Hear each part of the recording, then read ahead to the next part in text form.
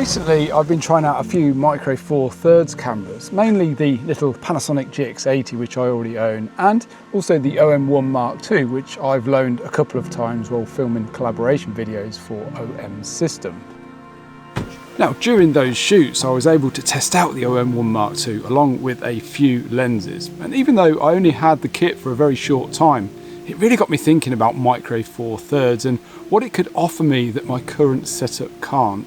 Because as you might know if you watch the channel regularly, I've been looking for a kit that can offer me a very solid wildlife option, because it's an area of photography I'm really looking forward to taking a lot more seriously over the coming years.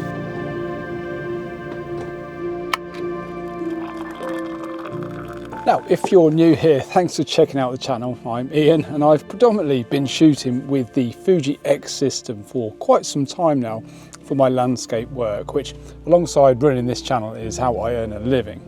And I thoroughly enjoy shooting with that system. Nothing has changed in that regard, but I guess I'm a little bit more intrigued to see what other systems are offering, especially when it comes to wildlife photography. Anyway, since those videos went out, I've had a lot of people asking me lots of different questions, like, am I switching to Micro Four Thirds? And if so, why? Also, I've seen a few comments saying things like, Micro Four Thirds is dead, why even bother? So I thought I'd make this video to answer some of those questions and clear up a few misconceptions as well. So I have made a little bit of a van upgrade. I thought I'd just tell you this while I'm having a cup of tea. I've actually put in a new socket up here, which is definitely helping. Before I had the double socket in the cupboard there, which was a bit of a faff, had the cordage running outside of the kit. Well, I don't know why I did that, but anyway, I've put in a single socket at the top there, which definitely helps with making a brew.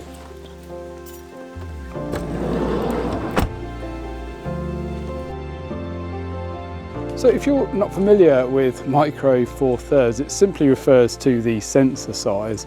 A full frame sensor has roughly 4 times the surface area of a Micro Four Thirds sensor. So yeah, the Micro Four Thirds sensor is a fair bit smaller.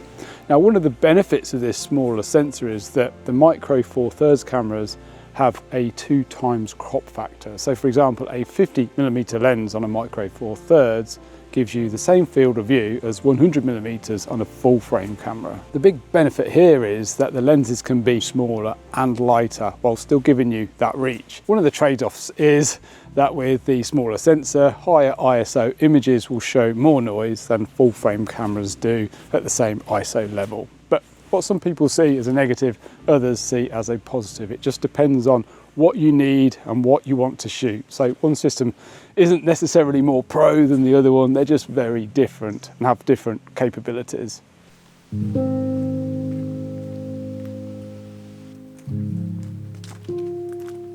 So the first question I received was, am I getting a new Micro Four Thirds camera? And the answer to this is yes, I do plan on getting an OM1 Mark II fairly soon. The second question was, am I moving away from my current Fujifilm kit?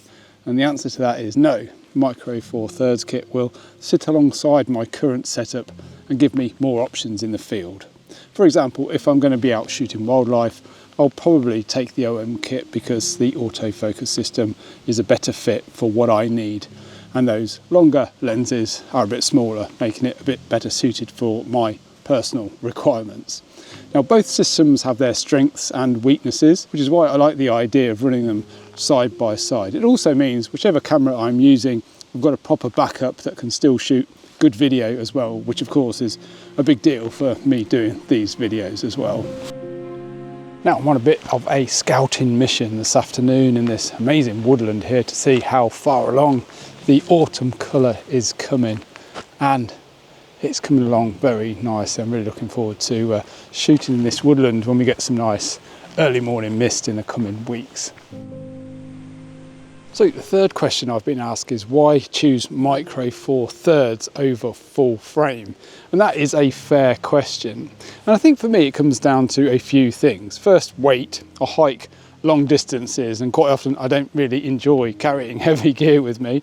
And Micro Four Thirds saves a lot of weight, especially when it comes to telephoto lenses. Second is size, being able to carry the equivalent of a, say, 400 or 800mm lens without taking up the whole of my backpack is a big advantage as well. Like I said, there's pluses and minuses for both systems, but after weighing it all up, I think this suits my needs better at this particular point in time. Maybe that will change in the future, who knows. So I'm not abandoning my main system, I'm just adding another tool to the kit that better suits certain jobs. And for me, that flexibility is more valuable than sticking to one sensor size or brand just out of principle, I guess.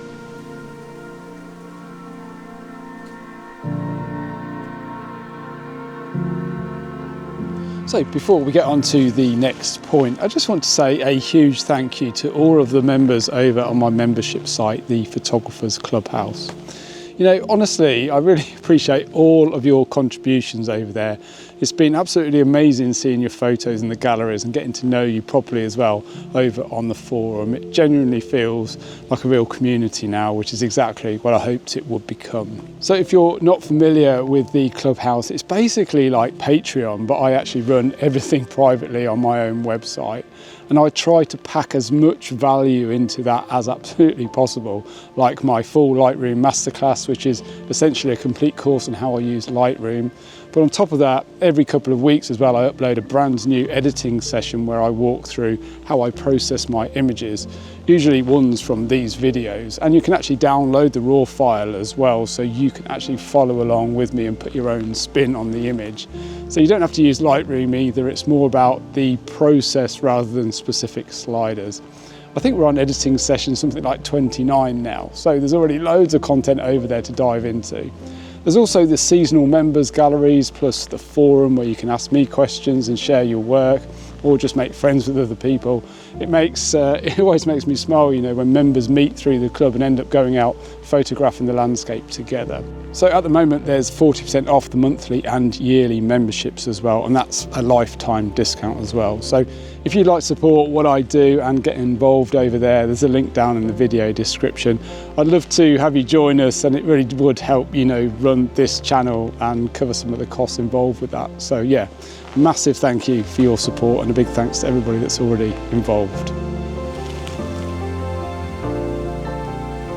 So the next question was more aimed at the OM1, I think, which is a 20 megapixel camera. And it was, do I think that 20 megapixels is enough?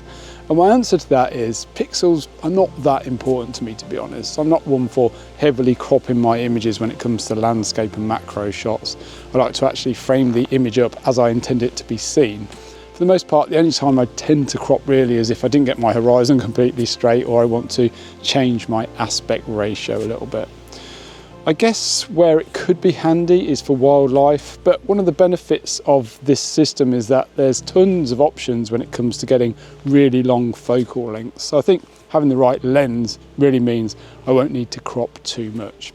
20 megapixels prints at A3, I think it is, at 300 ppi. And I've always said, you know, if your camera can print at A3, it can print bigger, because the bigger the print, the further you stand away from the actual print. So yeah, in short, 20 megapixels is absolutely fine. And if required, you know, you could always upscale with the likes of gigapixel or super resolution in Lightroom. The key thing for me though is glass. I think if the glass is good, that is the most important thing. So this beech woodland here is absolutely stunning. I think we're maybe 10 days or so away from it being ready to shoot for peak autumn colour. But yeah, absolutely beautiful. Can't wait to get back here.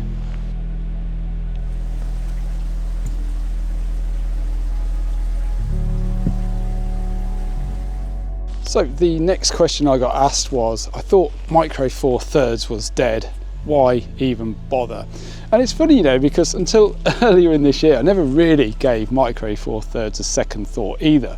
Now, I've been making a living from photography for about 18 years now, and it just wasn't really on my radar at all. It wasn't until I picked up that little used Lumix GX80 as an everyday carry camera that I actually tried it properly.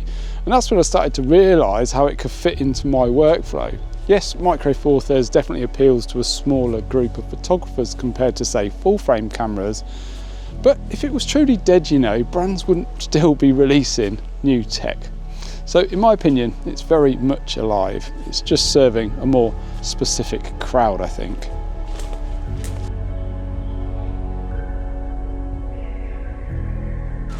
So the next question I've had is, okay, I get why you would use it for wildlife photography, but would you actually use Micro Four Thirds for your landscape work?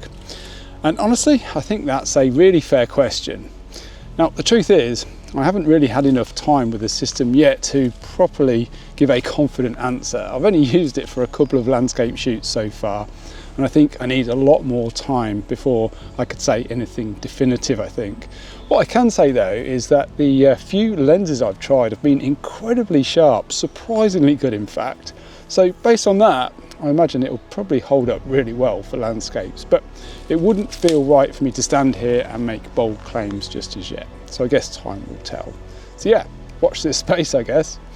On that note, I'm hoping to get a bunch of OM lenses on loan in the next week or so to really put them through their paces and make some decisions for myself going forward. So if you're interested in Micro Four Thirds, or at least my experience with it, be sure to subscribe so you don't miss out on any of those videos.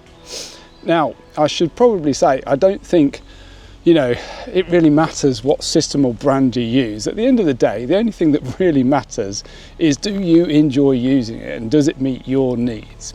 That's it. I'm not here to necessarily suggest one is better than the other. I'm just giving Micro Four Thirds a go and seeing where it leads, I guess. And on that note, I genuinely love to hear your thoughts. What do you think about Micro Four Thirds? Is it dead? Or are we all sort of secretly heading towards medium format instead? Please do let me know in the comments. I'd love to know your thoughts. Anyway, if you enjoyed this video, you might like the one that's up here as well. And the link over on the other side will take you to my membership club, the Photographers Clubhouse, where you'll find my full editing tutorials, members galleries, and much, much more. There's currently 40% off both monthly and the yearly membership, so feel free to check that out. Thanks as always for watching, and I do hope to see you all again next week.